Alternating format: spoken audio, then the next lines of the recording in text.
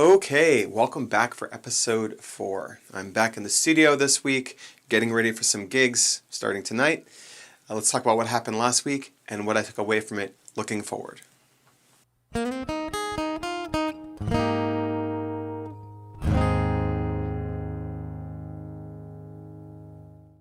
Okay, I've got my coffee. Hopefully this keeps my hands busy so I'm not rubbing my hands and getting it all over the microphone. I've done that a few times. And I want to talk a little bit about last week. So, as mentioned and kind of teased in the last video, I was playing music in Los Altos. That was the second of 4 gigs that week. The first was on Wednesday at Mood's Wine Bar, which is a wine bar in California Avenue, a place I played a bunch of times before, got to work on some material. On Friday, it was a band we're calling Hot, Sweet, and Sandy. Now, that is a trio version of, and a replacement with me replacing another band member of a band that I used to be in called Red Hot and the Saltines. So, Red Hot and the Saltines is a 6-piece. I used to be the lead guitarist in the band, and they had the opportunity to play a smaller sound version of their band at the first Friday in Los Altos. And normally it's Hot, Sweet, and Salty. Hot is the salty, I'm the sandy. And this was an opportunity for me to try to use looping in the context of a band, which is something that I'm trying to kind of develop as a skill. When I'm looping solo, I have to kind of think about the arrangements in a very linear fashion. Either I'm starting with an easy chord progression and adding drums, or starting with drums and going from there, or just using drums. In the trio, you have more options. You can let another instrumentalist to take the lead and just build drums underneath them, kind of like magically they're drums now. There's a bunch of tricks that I'm kind of like experimenting with. I've seen other bands do, and it's something that for me was a great opportunity to try some new skills. And also try to mix, again, per the video a couple times ago where I was having issues getting Todd and me mixed right. I was trying to solve those problems for the trio, and while the monitoring worked out great, the main mix was a little iffy, and we'll talk about that towards the end when we get to the tip. The next gig of the week was at a restaurant in Palo Alto called Mike's. Mike was doing a thank you for the local neighborhood where he had a free barbecue while food was still there. They ran out of food pretty well, so it was a well-attended event, and it was I had a nice little stage area, made some great networking, great for exposure. You can't pay rent with it, but it does actually help when you're building, if you can get it along with other things. And I actually got 2 private events booked because of the exposure, and hopefully more to come. But really thankful to Mike for having me there for like a big thank you party. It was a big event. There were face painters and balloon animals and all kinds of fun things for that. So it was pretty cool, mini pop-up festival. And then on Sunday, which would have been the 4th and final gig of the week, it ended up being a double gig. So I was playing from 1 to 3, and at 2 o'clock on my break, I went to check with the owner to see if there was another band coming in the evening, because she offered me a 5 to 7 slot, so I thought she might have both. She said there wasn't anyone else, and there was a birthday party coming at 4.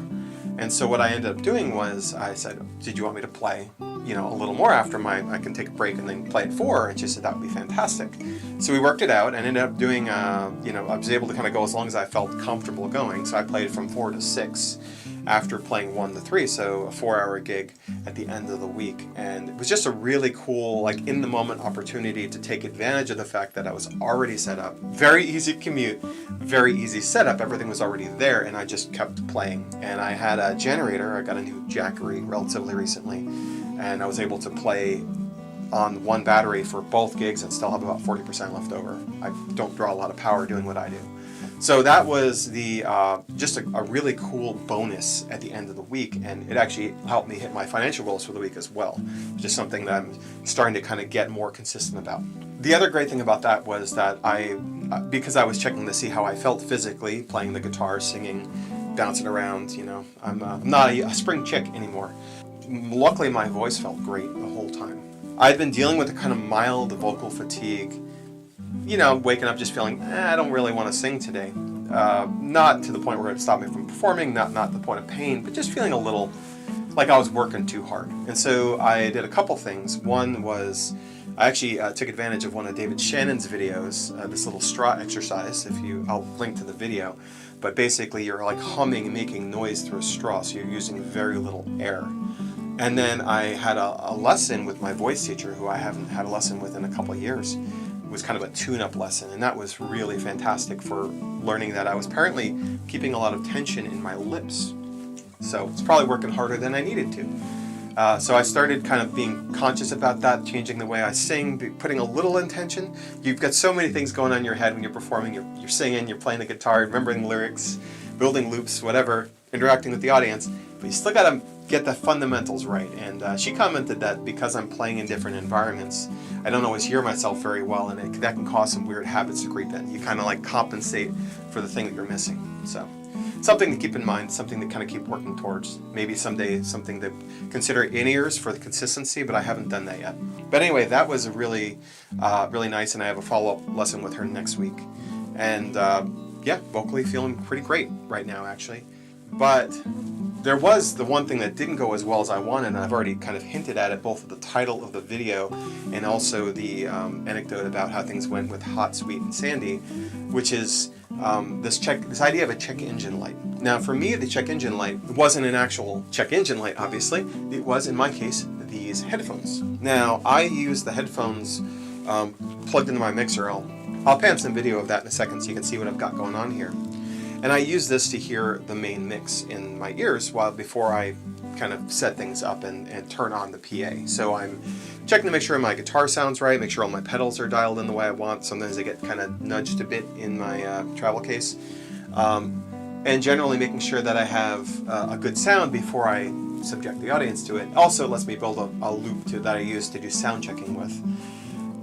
But I have had a problem recently where I was getting sound only in one ear, specifically from my looper. It basically meant that on Friday I wasn't able to really mix us very well, because in my head I'm like, okay, well I can't really trust what I hear with the headphones because the headphones are acting up, or the headphone mix, whatever, is acting up. Because it didn't exhibit this problem when I was playing live. When I plug in my PA, it's collapsing it down to monaural sound, and I just mix the gain up and it sounds good.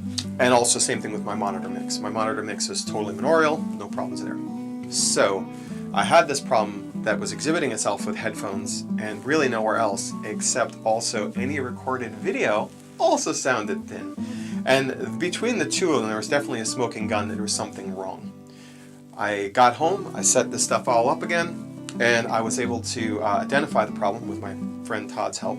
Turns out my mute button on my first channel on my mixer was acting up, and it's like loose in there or something, and it was causing, for some reason, one of my headphones to be dead, or one channel I should say to be dead, from whatever's in track 1, whatever's in channel 1, which typically is my looper. So good news, it's not the RC600. I definitely prefer that it's not that. And I was able to kind of work around the problem. Bad news, I can now know why the mix was a little wonky, because I didn't have a mix I could trust through the headphones on Friday, and also all the video footage I took, and I've been trying to take more video footage, did not sound good because it had the same kind of washed out stereo sound. It's weird, it's like you're listening to it through a swimming pool. It's very odd sounding. So basically all of my audio was useless, which is a problem because I'm actually in the process of refreshing my channel trailer video. I have some downtime in November that I'll talk about next week. I want to take the opportunity to get some good footage and to put together a new updated trailer. That footage that I have in the current trailer is about a year old. I think I've come a long way in that year, and also the voiceover quality is not very good. There's a bunch of things I want to improve about that. So I want to take the opportunity to improve that and get some fresh, clean, good sounding video coverage. So 2 different things were impacted by this, and it was all because I was ignoring, like, oh, well, I'll turn on the music, it sounds fine, whatever. This is not a problem for today.